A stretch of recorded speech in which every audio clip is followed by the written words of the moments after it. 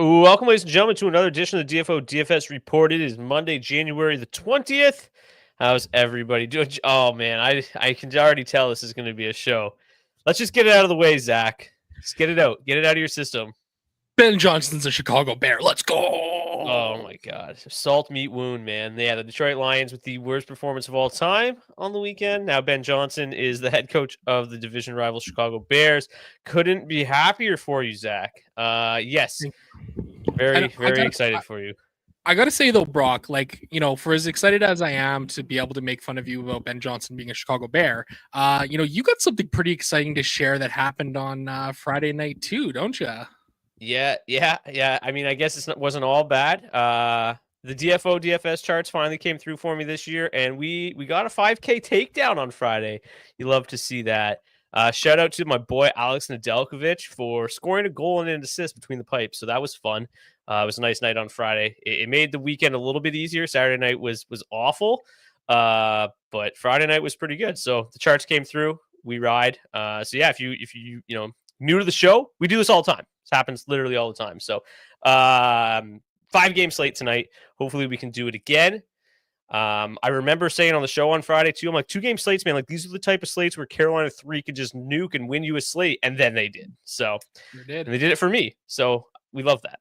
But here we go. We have a 5-game main slate. Martin Luther King Day in the United States. So there was a few early games, but we have a 5-game main slate. That's what we're going to be breaking down today. If you're new to the show, you can get all the charts for free at dailyfaceoff.com. And there's lots of other things we're gonna get to in today's show. But let's start with the goalies. Got Joseph Woll getting the nod for the Toronto Maple Leafs. He will face Jonas Johansson for the Tampa Bay Lightning. Johansson will start the front end of a back-to-back against the Maple Leafs, which means Andrei Vasilevsky will go tomorrow against the Canadiens. Elias Sorokin starts for the New York Islanders. It'll be Elvis Merzlikins for the Columbus Blue Jackets. Peter Mrazek gets the nod for the Chicago Blackhawks. It sounds like Frederik Andersen's going to make his return to the crease. I believe his first start since like October 26th. Don't quote me on the exact date, but it's been a while. Connor Ingram starts for the Utah Hockey Club. It'll be Connor Hellebuck most likely for the Winnipeg Jets. And then in the late game, we've got the LA Kings going most likely with David Riddick. And then my boy, Alex Nedeljkovic between the pipes for the Pittsburgh Penguins. Whenever I get a big takedown like that, I always feel like I got to buy like a jersey of like the top performer to like commemorate it. So maybe an Alex Nedeljkovic jersey, maybe a Seth Jarvis jersey in the near future for me. It's always fun to commemorate the big ones. But yeah, hopefully we can keep the ball rolling tonight. So let's get into tonight's slate and forget about Ben Johnson of the Chicago Bears. We'll start with the Maple Leafs and the Lightning. The Leafs are minus 132 home favorites. Line obviously moved a decent amount. Opened at about minus 110 this morning. So with Johansson getting the start, for the Lightning, pushed out to about minus 132, 3.0 implied total for the Tampa Bay Lightning. Really exciting game here, obviously. Matchup-wise, it's going to be a lot of top 6 against top 6, bottom 6 against bottom 6. So you're going to see similar matchups for the top 6 here for the Toronto Maple Leafs. And then on the other side of the puck, a lot better matchup for the Cirelli line than the Braden Point line. In terms of the underlying metrics here, obviously we know that Matthews Marner, Matthew Nyes line has been terrific this year. Just simply unbelievable numbers. They're always going to be a strong play. With Jonas Johansson getting the start tonight, obviously feels a little, even better than it normally does. Austin Matthews, since coming back from injury, has been simply tremendous. I don't know who changed it. Like, I'm just going to bring this up. Like, when you Google Austin Matthews' name, like, that picture is just unbelievable. I don't know where that came from, but it's the first thing that pops up every time you Google him, which is hilarious. But yeah, back to the game here.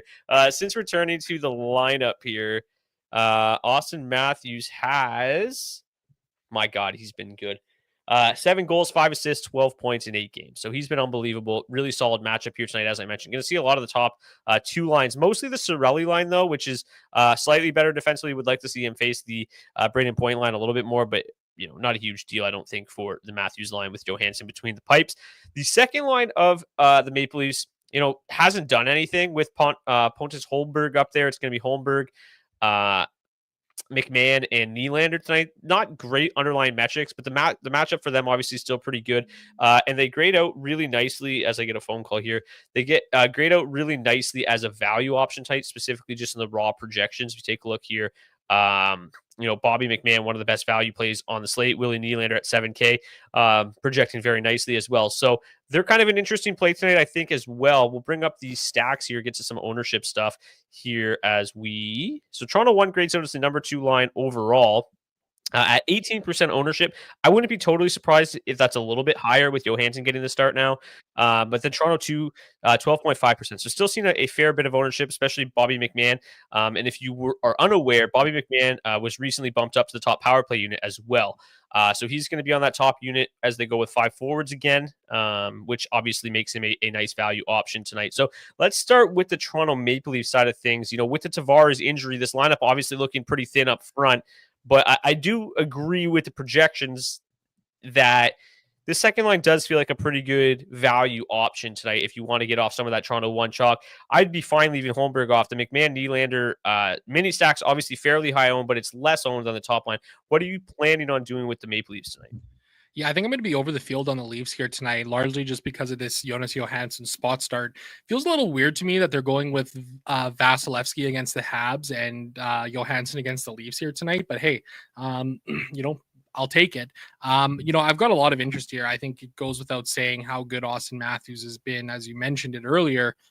Just looks to be in a tremendous spot here tonight. He's always had success going up against the Bolts as well. 24 career games, 13 goals, and 28 points. So I'm expecting more fireworks from him and from Mitch Marner as well. 25 games played, 7 goals, 27 points. These guys have found ways to be very, very productive in their time going up against the Lightning. So I'm not overly concerned about a little bit of a tougher matchup here going up against Tampa too. Their defensive metrics are good in terms of the goals against, but they're fairly middling otherwise. They give up a decent amount of scoring chances, a fair amount of high danger chances, probably sitting right around the league average mark for those numbers. I think offensively, Toronto 1 is just showing how dynamic they can continue to be here.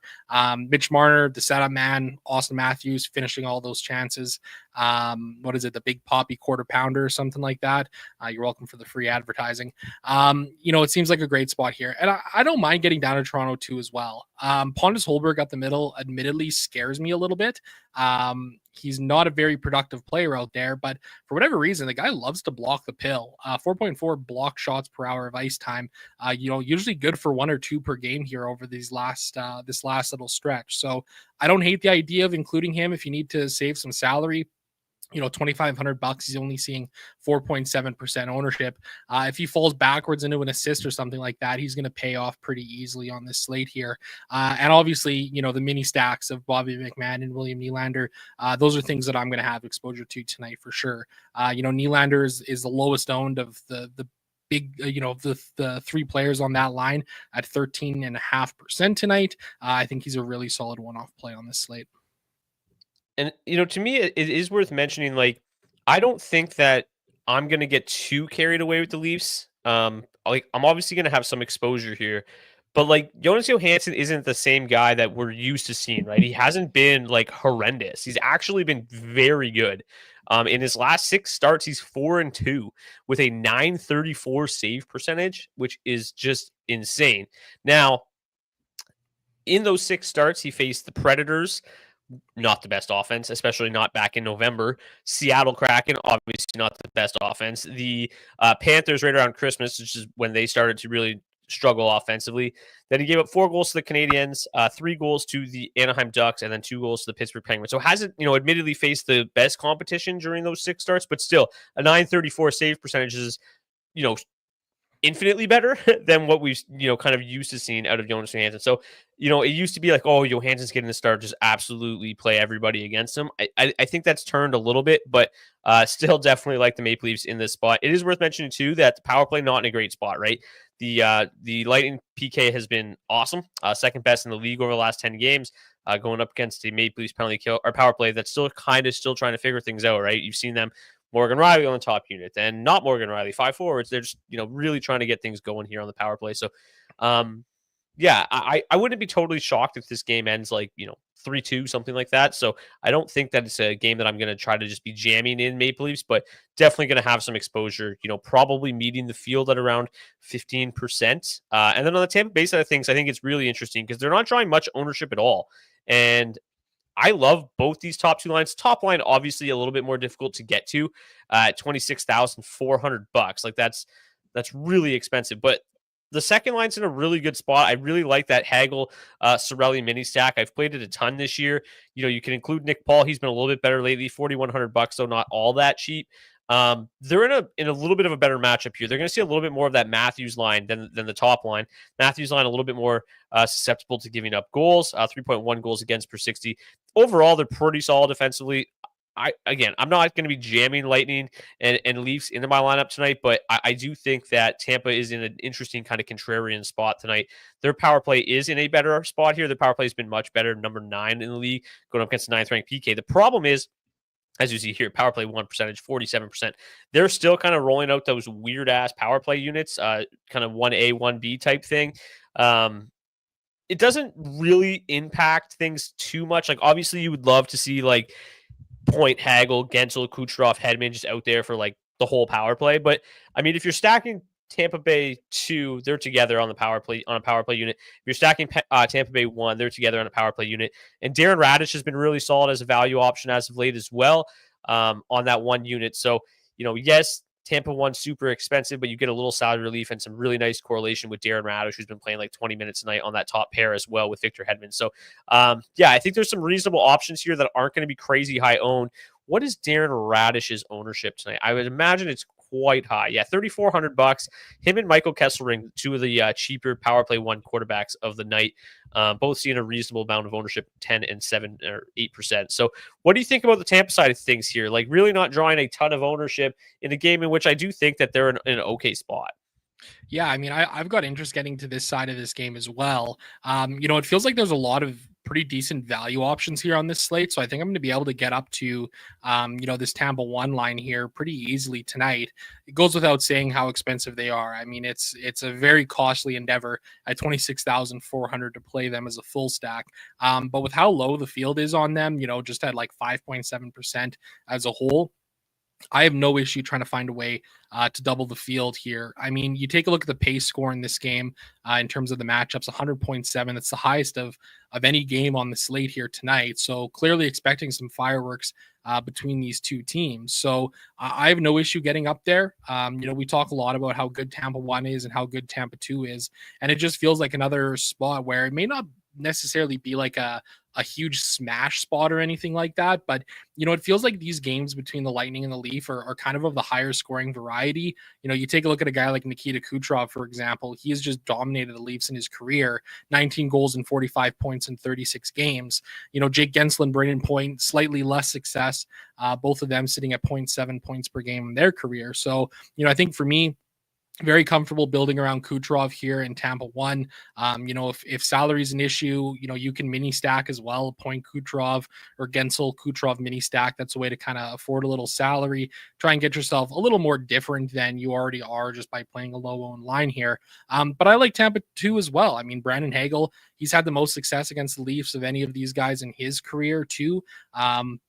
And he's been great as of late, 8.8 shots on goal per hour of ice time. He's scoring goals at a good clip, producing points at a good clip. So very comfortable getting over the field on this game as a whole for me, I think. I like the pace score. I like the matchups. It just feels like it could be a higher scoring affair here tonight. So, you make a good point about Jonas Johansson too, seemingly turning the corner as of late. In the same breath, 5 career games against the Leafs, no wins, a 4.82 goals against average, and an 872 save percentage. Now, in saying that, he is $7,500 tonight. The goalies on this slate feel pretty thin as a whole. And the one interesting thing about Johansson, he's got the highest saves per hour of ice time this season of any goaltender on the slate, 29.4 saves per hour. So, he could be a real interesting low-owned goaltender option tonight, projecting at just 7.1% rather. I don't think I'm mind getting there here on this slate tonight. Yeah, it's Joseph Woll too hasn't necessarily, I've talked about him quite a bit, hasn't necessarily been all that stellar as of late either. He's given up at least 3 goals in 5 of his last 6 starts and 882 save percentage during that time. So I think the door is kind of open here for the Tampa Bay Lightning to at least have a pretty good night. Like at low ownership, like I would not be shocked if they go in here and win this game and the Lightning top 6 ends up being, part of the optimal lineup. It wouldn't stun me one bit. Okay, let's move on to the second game of the night. You've got the Islanders and the Blue Jackets. We've talked about it a lot. The Blue Jackets are just an entirely different team on the road and at home. We saw them get shut out by the New York Rangers the other night. On the road, they're back. They're still on the road here in New York, so they're going to be facing the Islanders tonight. And it makes me worried that this team just cannot score on the road. And they're a line that we've loved to play this season. But man, these road woes I think are really real.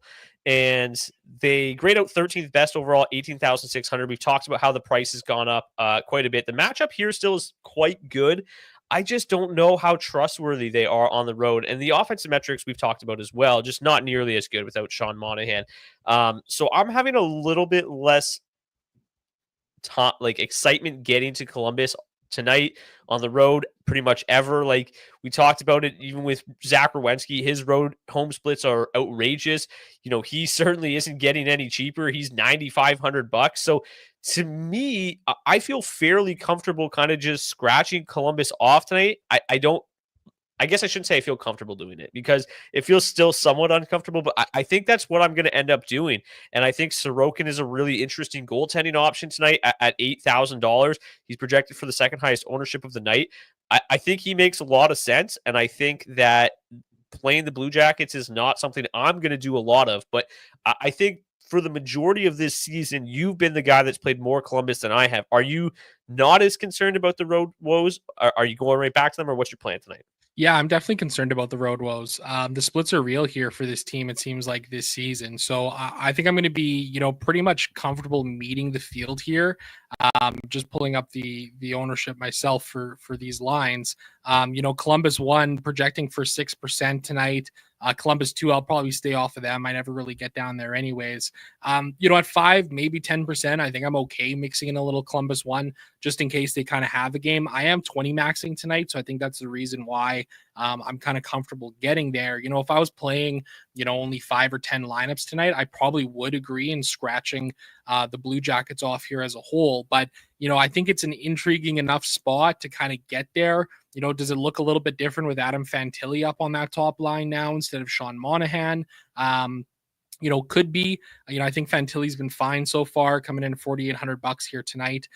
You'd like to see a little bit more offense, I think, consistently from him, but his goal scoring has really ticked up as of late over his last 20 games, 1.1 goals per hour versus just half an expected goal per hour individually. So not generating a ton of chances, but he is capitalizing on them.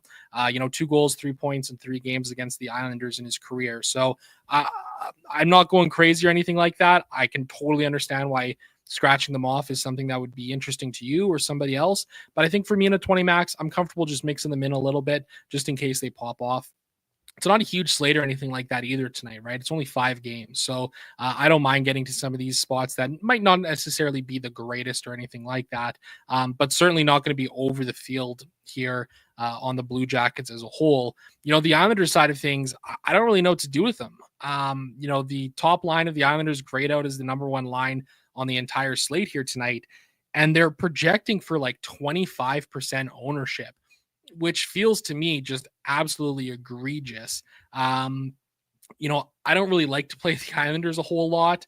I'm going to have to get there a little bit in my 20 max here tonight. But I think for me, it's probably going to largely be around Anders Lee and Bo Horvat. Matthew Barzal has really not quite been himself since returning to the lineup. Over his last 20 games, 0.9 goals per hour of ice time, 2.4 points, 8.3 shots on goal per hour. They're not terrible numbers or anything like that, but it just feels like, at this ownership right now, it's just a little bit scary for me in what could be a bit of a letdown spot for them as well. This game does have a high pace score at 100.1, but I don't know, man. It just doesn't feel like the Islanders are necessarily like a high paced sort of team to me. I was like, when they graded out number 1 on the charts, I was like, oh, that's pretty interesting. I wasn't anticipating that. I mean, the matchup's obviously pretty good. And then when I saw they had the most ownership on the slate, I'm like, okay, obviously the charts are onto something here. I mean, Barzal's been hot as of late. Last 8 games, he's got 3 goals, 6 assists, 9 points. That top line as a whole, with Horvat, Lee, Barzal, in their last 10 games, you've got Barzal leading the way with 10 points, so a point per game over his last 10.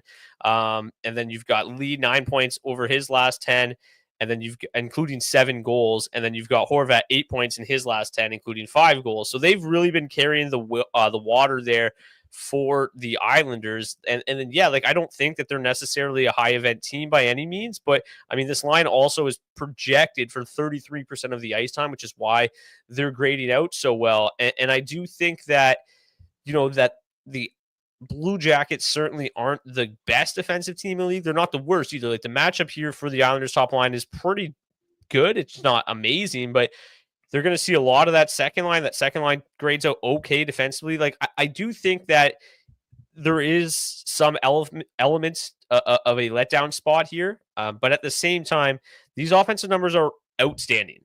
But we always kind of come back to the power play with the Islanders. There's just not a whole lot there. So they've got to make hay at 5v5. I feel comfortable getting to a decent amount of the Islanders tonight, but we say this a lot, especially they're not fun chalk. They're just not. And at 25%, I'm not going to get there. There's just no way. So I'm going to have some exposure without a doubt. They grade us as the number one line overall for a reason. But at 25%, I think that's a little high. I think there's a lot of other lines that are similar price, lower price that I have a lot of interest in as well. And there's just no way that they're going to make a quarter of my lineups tonight. So, if it was a better power play matchup, and it's like, okay, they look good at 5v5, they look good on the power play, then sure, I'm in. But it's just a little too high of ownership. So I'll probably come in under 15 or around 15%. Hopefully they don't just completely nuke the slate and crush me. But yeah, the Grados number one line for a reason. Their underlying metrics are outstanding. The matchup is pretty good. The rest of the Islanders, the way the lines kind of shake out, I don't really have that much interest, right? New York 2 grades all the way down to 12. They're seeing a lot less ownership. Nelson, Palmieri, Duclair really have kind of cooled off. Palmieri, Nelson especially, had a really nice start to the season. I was playing them a bunch. I think they're an interesting kind of leverage spot, kind of get different spot. Their matchup is a little bit better. Their offensive number is just not quite as good, but they're kind of an interesting pivot option off of the Islanders top line. But as I mentioned, this top line's been doing all of the heavy lifting.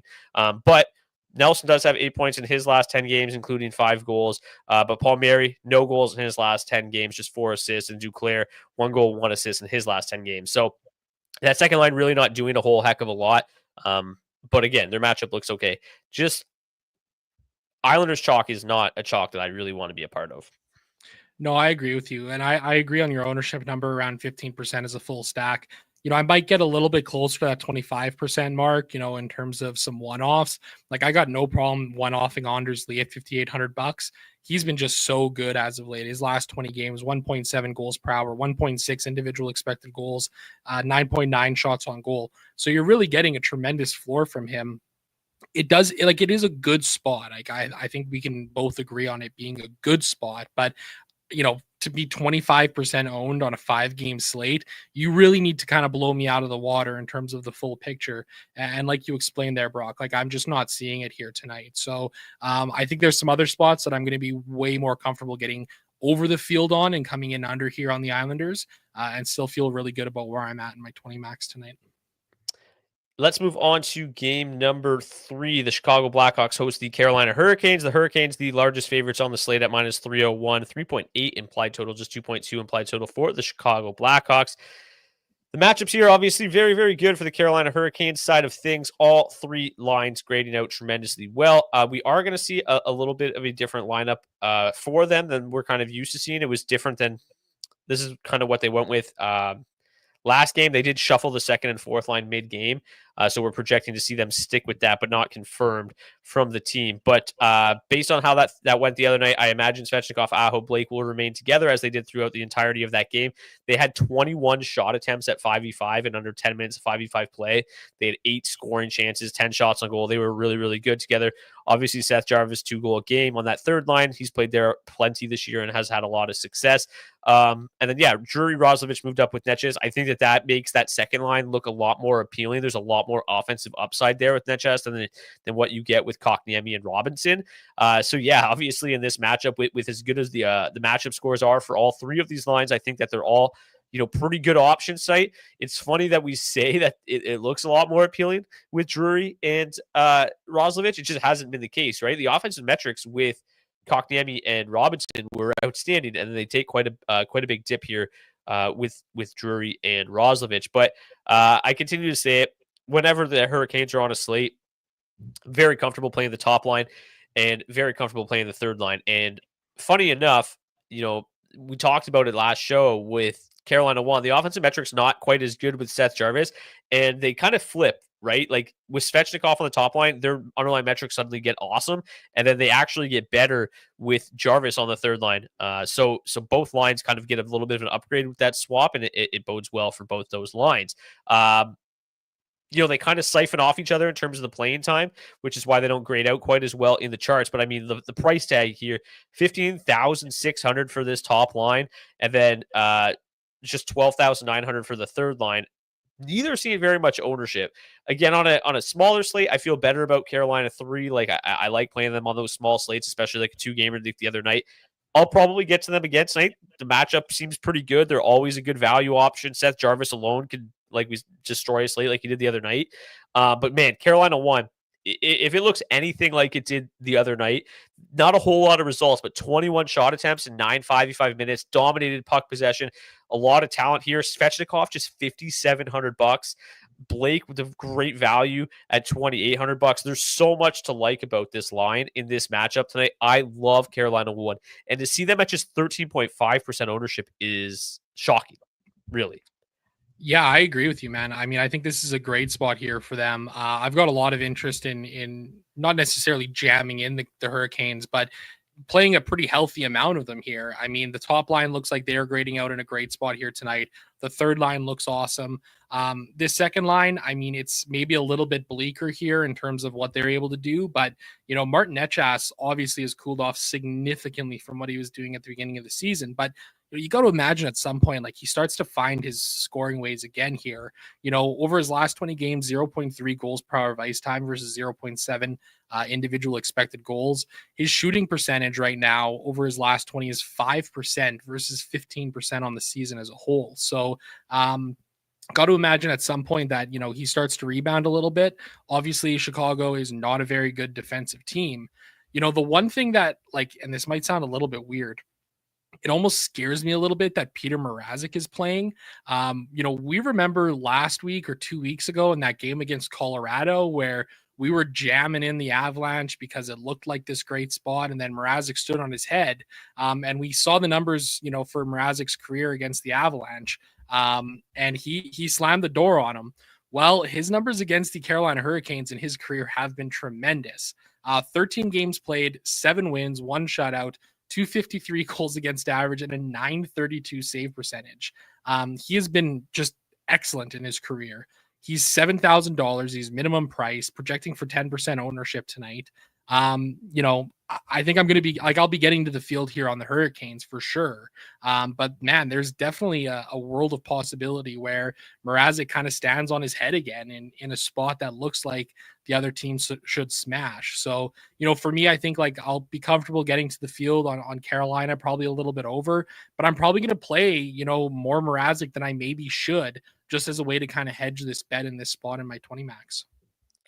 I laughed last time at you and brought up Mrazek's numbers, and he went off. So I'm not going to laugh this time. I'm probably not going to let it influence me too much. Yeah. But I mean, you were right last time. Now, can lightning strike twice with Peter Mrazek? I don't know. Since that game, he's gone just directly back to who he was before that game against the Avs. 878 save percentage in 3 games. So I'm not as concerned. But hey, I hope that helps and keeps the ownership down a little bit, because I love Carolina tonight. And I'll certainly be getting, all sorts of action on the Hurricanes tonight, mostly through the first and third line as I continue to do. And maybe, again, sprinkling a touch of that second line. But I mean, with the ownership, there's really no reason to not go with the top line, in my opinion. I think it's very easy to get over the field. I do not play very much Chicago. The matchups aren't very good. The underlying metrics are not very good. Frederik Andersen potentially returning tonight. He's like one of the best goalies in the world for the last 3 years. He just only plays like 10 games a year. But when he's in, he doesn't give up anything. So again, similar to Columbus, I'm probably pretty comfortable writing off the Blackhawks for the most part. I think that obviously, we got to kind of give him his flowers. Connor Bedard is on a really, really good run right now. So, if you want to play the Blackhawks, he's definitely the route to go. Since December 21st, 15 points, including 6 goals in his last 13 games. If you go back even further to the end of November, he's got 26 points, including 10 goals in his last 25 games. So the sophomore slump from the early part of the season is kind of gone by the wayside. He's really turned things around and turned things on as of late. But you take a look at that number, 3.4 goals scored per 60, and what they're actually generating, not a lot.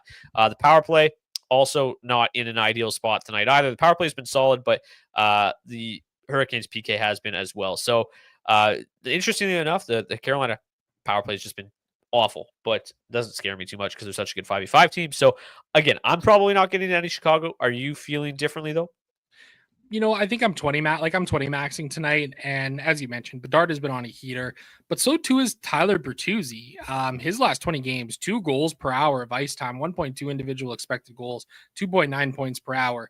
There's not a ton of volume in the way of shots or shot attempts from these guys here on this top line, but they're seemingly able to almost score at will here as of late. 3.4 goals per hour of ice time as of late. For these guys, as you mentioned too, the underlying metrics are pretty bleak, but I don't mind getting there. Anderson, if he gets a start, he's going to be feeling a little bit rusty. I don't think the goaltending has necessarily been a strength as a whole for the Hurricanes this season. So, I don't mind getting to them to get myself a little different tonight.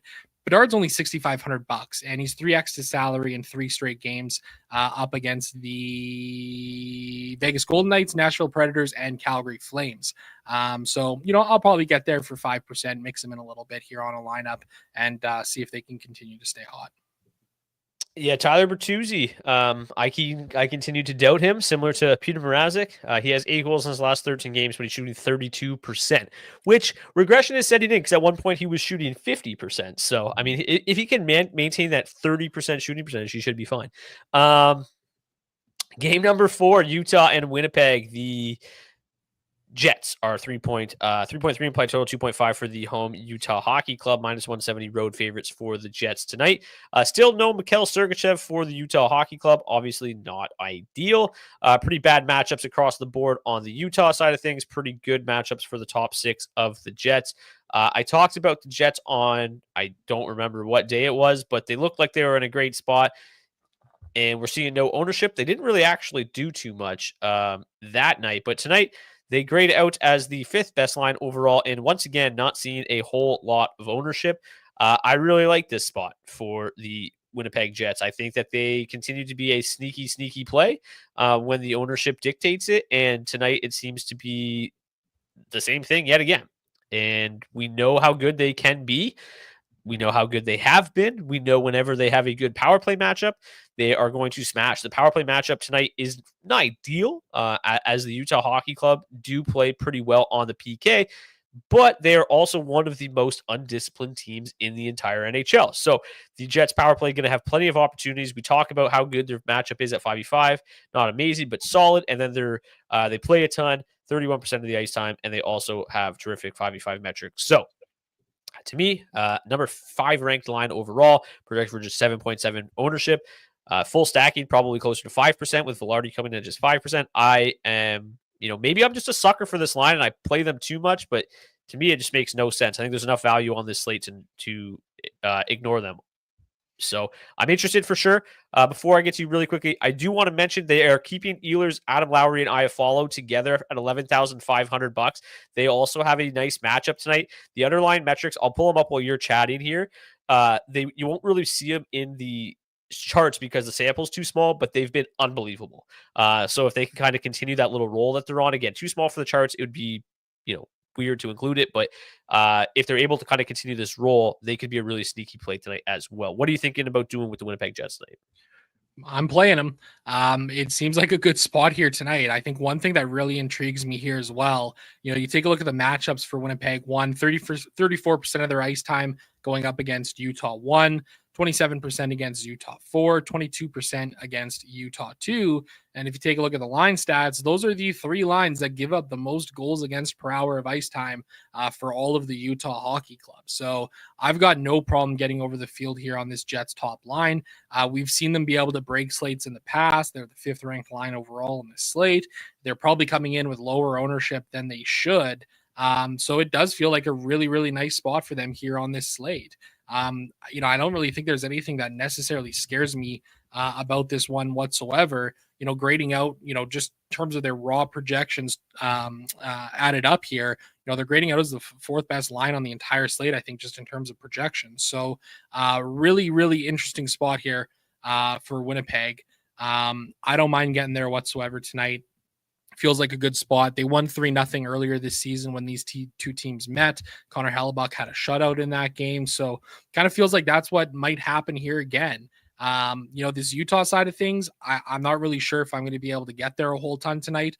The matchups are really bleak for them. It's going to be kind of top 9 against top 9 from Utah's perspective here. Obviously, that top line has been red hot in terms of goal scoring, 5.7 goals per hour of ice time, but there's not a ton of volume that's coming from them. And a lot of that offense is coming from Clayton Keller and Logan Cooley. So, I think for me, I'll probably mix in a little bit of this Utah one here, probably largely around some mini stacks of Keller and Logan Cooley. But again, I don't think I'm going to be getting there too much. I mean, it's Connor Hellebuck in the pipes here tonight, or projected to be at the very least. And he has just been incredible this season. 34.7 goals saved above expected on the season. He is the best goaltender in the world for a reason. Yeah, he's been ridiculous, without question.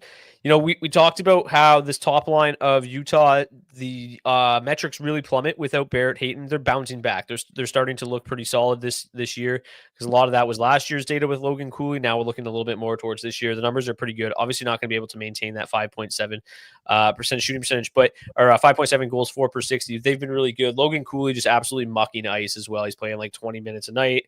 With not a whole lot of center depth there behind him. They've been leaning on that top line a lot.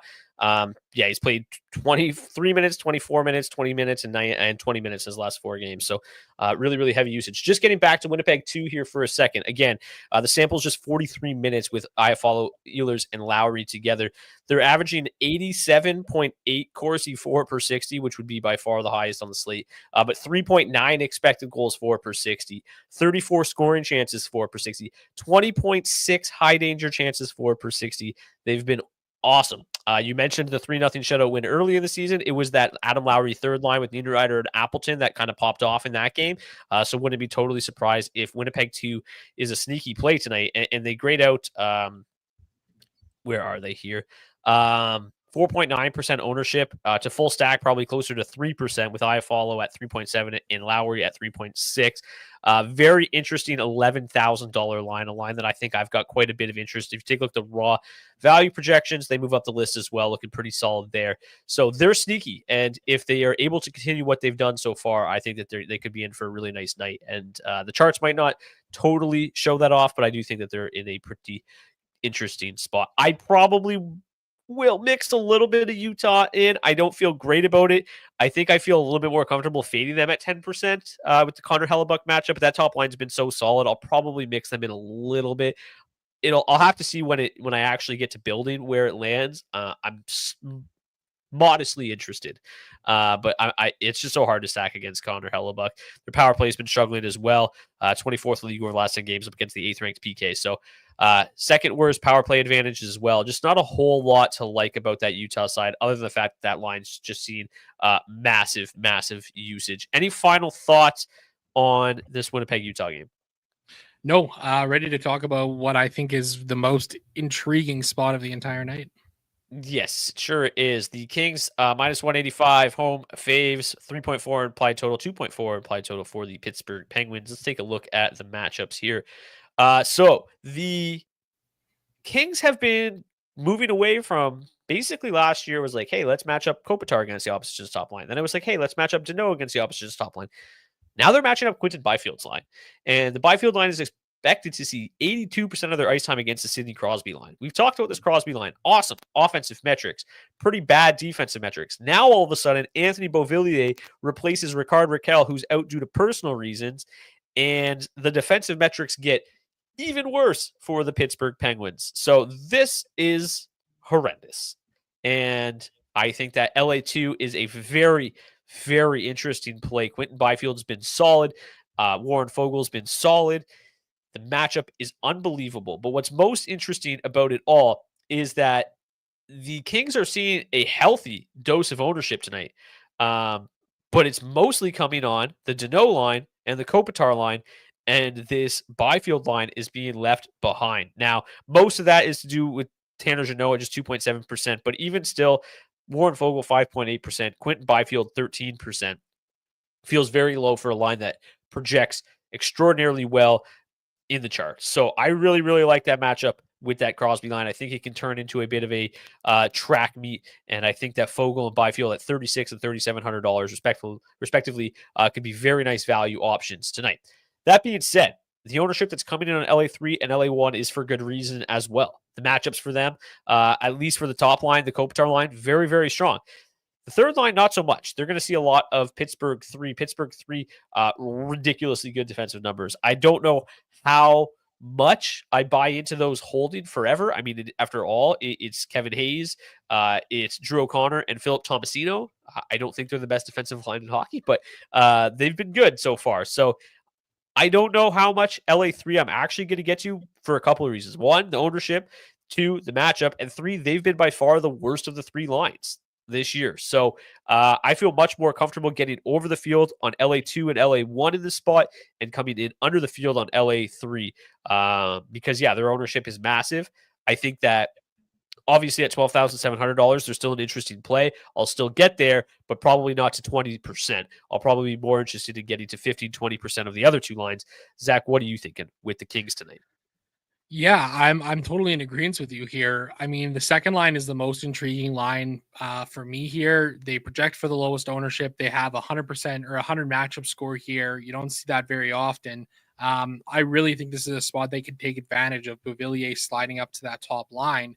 You know, the chalk that's coming in on the third line, like I get it just on paper. I mean, I think this is probably, I don't know if I can say this totally fairly, but it feels like the most exciting line that the Kings kind of have, especially with Kevin Fiala there, $6,100. He's been continuing to be great, but Philip Deneau, like it's dropped off offensively for him very significantly this season. And Trevor Moore, you know, he's been fine, but he really has nothing in the way of shot volume as of late. 4.2 shots on goal per hour of ice time. You know, you take a look at the line stats for that trio.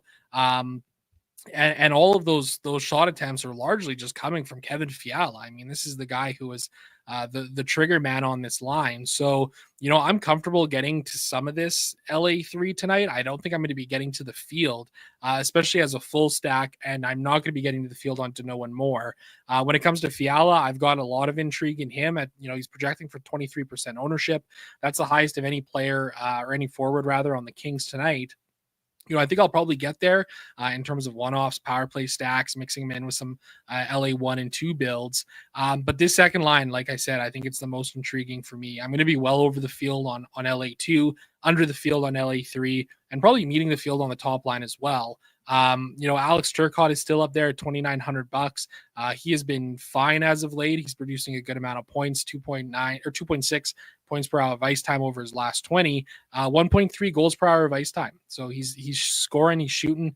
Those are some good things to see. Adrian Kempe continuing to stay hot, shooting the lights out continuously, 21.6 shooting percentage, 1.6 goals per hour of ice time. So I've got a lot of interest in this King side of things. I'm ready for a late night sweat tonight, grinding it out with the Kings.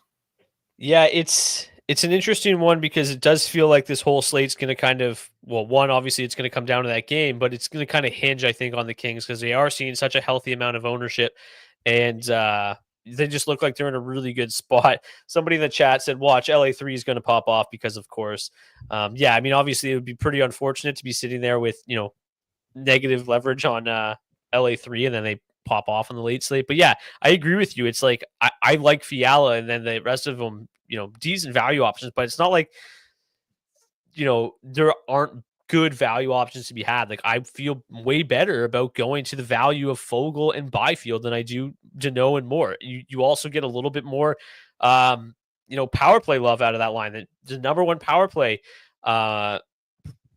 advantage on the slate tonight, 11th best power play up against the 31st ranked PK. You've obviously got Quentin Byfield on that top power play unit. So that's helpful. You don't have more on that top power play unit. So hopefully that top unit goes out there and gets the job done. Hopefully it's Byfield, because that's the value that I prefer tonight, as opposed to that Deneau and Moore duo. Not to discredit them, because they've won me a lot of money in the past, and I'll probably still have a little bit tonight, but yeah, it just doesn't feel quite as good. I don't know what I'm going to do with the Penguin side of things. I feel like without Rickard Rakell, my interest drops off significantly for Pittsburgh one. The matchup obviously not ideal either. David Riddick getting the start instead of Darcy Kemper makes it a little bit more interesting, but like, if you just look at the projected shots against for David Riddick tonight, like, what are the Penguins to do? Like, I just don't understand. No one seems to be able to generate offense against this Kings team. And at home, they are the second best team in the league in terms of expected goals against, and the number one in terms of actual goals against on the season. So they get their matchups the way they want them. They take advantage of it. I don't think without Rakell in the lineup that I'm going to get to much Pittsburgh tonight at all. Top line grades out 11th best. 3% ownership. Nobody's playing the Penguins tonight. Do you think that they are a decent contrarian option tonight, or are you also staying away? I think there's a lot better contrarian options on this slate than playing Pittsburgh one against a sound defensive LA Kings team. They do grade out 11th best overall on the slate. They are only seeing 3% ownership as a full stack. Maybe I'll mix in a Crosby Rust mini stack into a lineup tonight just to kind of meet the field, just in case something weird happens there. But it does feel like a pretty ugly spot for the Pittsburgh Penguins tonight, and a spot that the Kings really can take advantage of. So I'm pretty much comfortable writing them off entirely, to be honest with you. Couple questions to get here too. Which line spends more time with Jordan Spence? Most recently, it was in this order: Anze Kopitar's line, Quentin Byfield's line, Philip Deneau's line. I'll see a fair amount of ice time with him, pretty even across the board, but more so the Kopitar line at 5v5. Then obviously on the power play, correlates a little bit better with the third line with all three of them. Fiala's been on both power play units as well as of late. Which goalie should I take? Well, we will get to them now. I guess we can skip defensemen for a second, come back to them in a moment.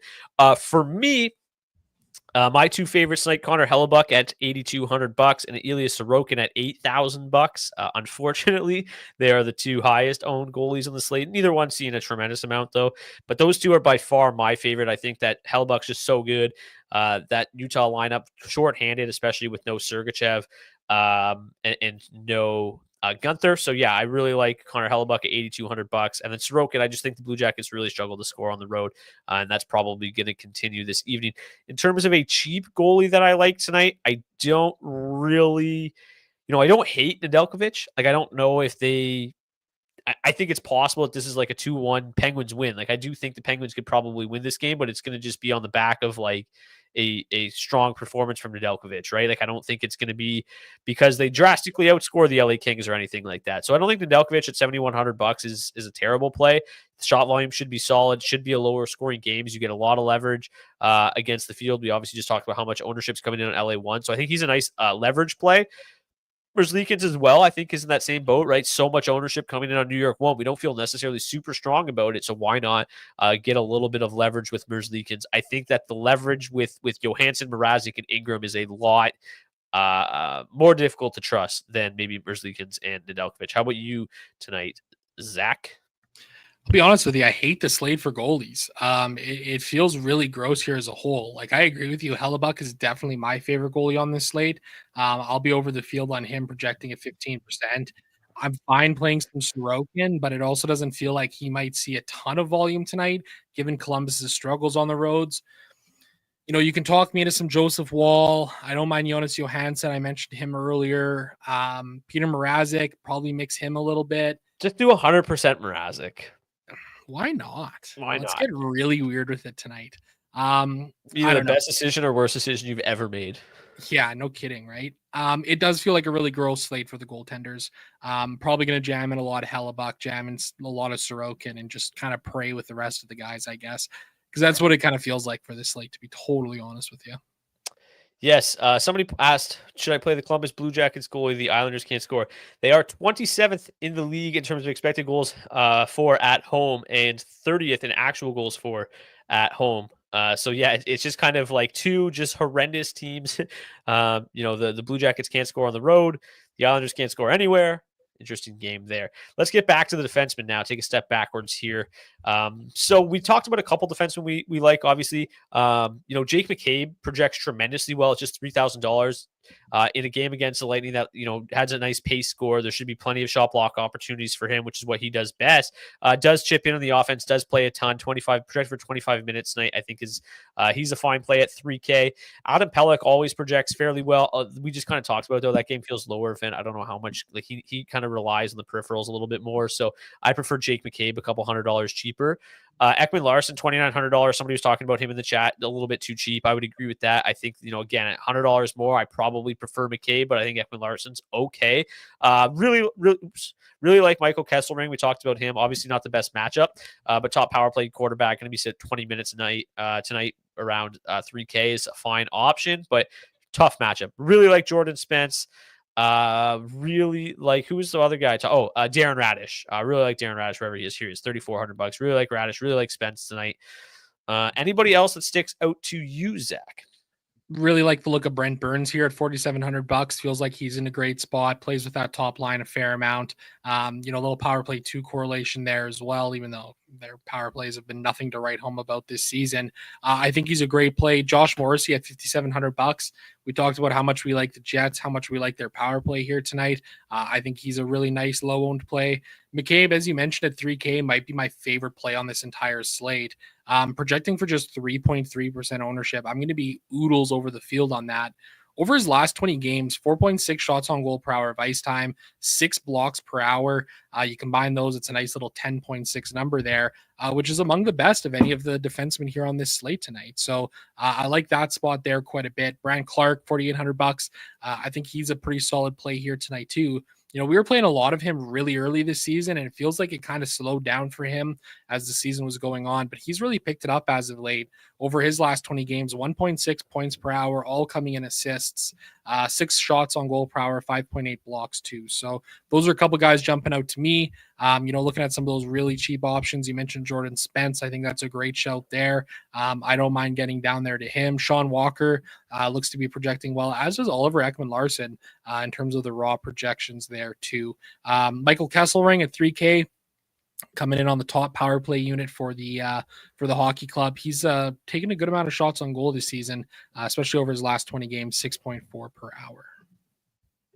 Yes. I was trying to tweak my head-to-head lineup, but I'm going to run out of time, so that's going to be not doable. Rad says, Blue Jackets can't score? What? I mean, now, let's talk about it. They can score at home. They can't score on the road for whatever reason. In terms of actual goals for this season, the Blue Jackets on home ice, number 1 in the league. In terms of goals for on the road, number 25 in the league. So it's just been, just a complete night and day difference between the home and road splits for the Blue Jackets so far this season. And in a smaller sample, is there, do you want to put a lot of stock in that? No. We're almost in February, and it just kind of continues, and it is what it is. Okay, let's get to a couple things here really quickly now before we head out. If you want to participate in today's Hat Trick Pick Challenge, you can do so by commenting your Hat Trick pick in the comment section of the video on YouTube, not the live chat, which the show ends, dropped it in the actual comment section. If your player scores a hat trick, we will get you a $25 gift card to Nation Gear. Also, shout out to our friends at rotogrinders.com for providing projected ownership for today's show. If you want to get $20 off the first month of NHL Rotogrinders Premium, you can do so by clicking the link in the description.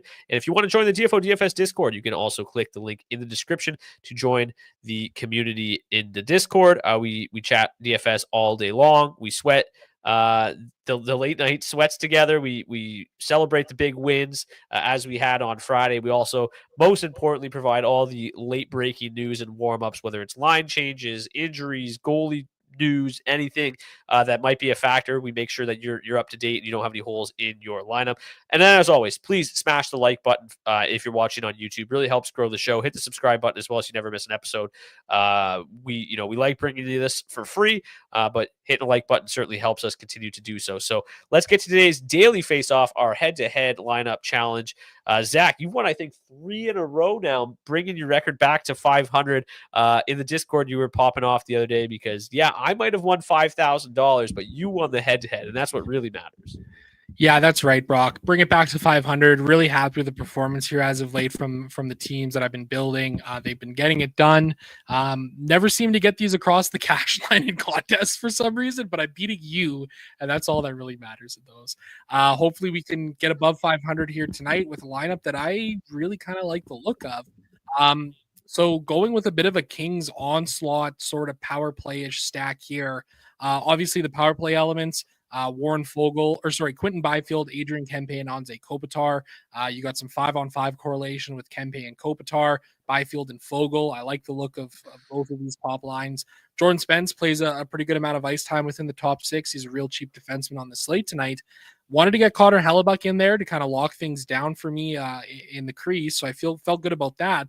Then I was like, okay, well, I have so much salary left over because of these values. Let's grab some one-offs that are in some great spots. You got Austin Matthews at $9,400 going up against the Tampa Bay Lightning. You got Andrei Svechnikov and Brent Burns, so we get a little bit of correlation there with some 5-on-5 ice time together. Really liking the look of this one here tonight. Yeah, you're feeling strong about it, are you? I was trying to shake things up a little bit, but I ran out of time. So I went with a mini stack of Byfield and Fogle. I also went with a mini stack of Aho, Svechnikov. They correlate really nicely with Brent Burns at 5v5. Obviously not on the power play. The power play is not in a great spot anyway, so it's not a huge issue. And Burns has just been shooting the lights out as of late, kind of like turning back the clock to his old school days, where he just averaged like 6 shots a game.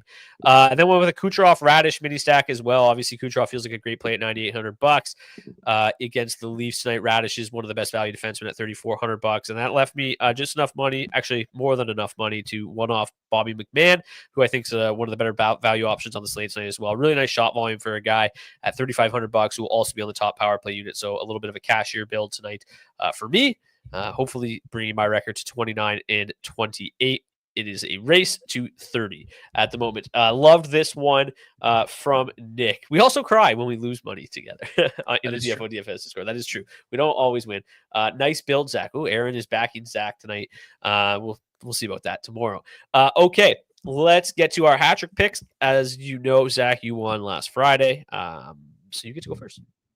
Low-hanging fruit. We'll take the top dog, Austin Matthews. Let's see if he can get it done for me tonight. Wow.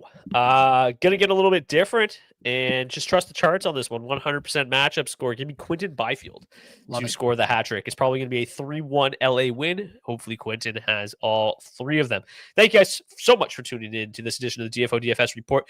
We have an absolutely beautiful slate of games this week. After a really gross week, we running it back with a nice one. Obviously, with the early start slate, today was actually only a 5-game slate. But then tomorrow we've got an 8-game slate followed by a 4, 11, and 4. So really nice week. Maybe could have went with like 8, 6, 9, 6, but whatever. We'll take what we can get. I don't mind a 4-game slate. Don't mind an 11-game slate either. It's just the 2 and the 15s and the 13s that are really annoying. So thank you guys so much for tuning in. Best of luck tonight. Hopefully you return with more money in your bankroll tomorrow than you had tonight. Smash that like button on your way out. We'll see you back here at 4:30 p.m. Eastern tomorrow. Until then, cheers. Cheers.